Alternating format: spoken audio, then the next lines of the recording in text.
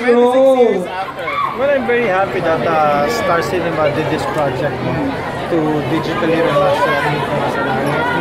And it's also nice because yung mga younger generation will be able to watch this beautiful film, Mahintay Ka Masalaangit. It's really a Filipino classic movies.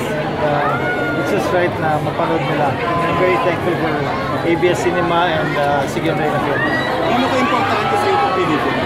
It's very important because when Mahintay Ka Masalaangit was shown in 1991, this was the first movie na nagbigay sa akin ng aking award sa Korean. My very first acting award.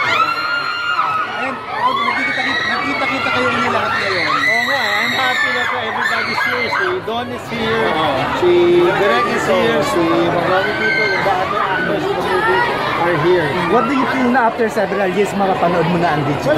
Well, maganda talaga. I'm very proud of this movie. Like what I said, I'm very happy that the younger generation will be able to see this classic.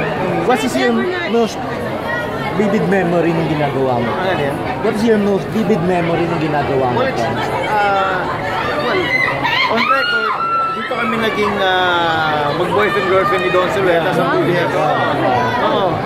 And memorable because Batanes is such a beautiful place. No? And up to this day, pinag-uusapan pa rin yung movie nito pag nandun sa Batanes. Would you see na yung first date nyo talaga Batanes? Well, di talaga kami nagkasama ni Don. And marami kaming magandang mga memories ni Don.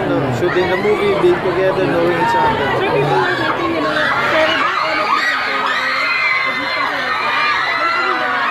Siguro, hindi natin alam. Depends kung ano yung matutuloy. And I'm happy na marami mga fans na naging kayo ng movie. Anong sinong nilook forward mong mapanood ulit namin? Yung binuhat ba sa bundok? Ano yung mga yung Don Silueta mo. Classic namin na ikot sa bundok. Saka yung classic na nakabulan ko.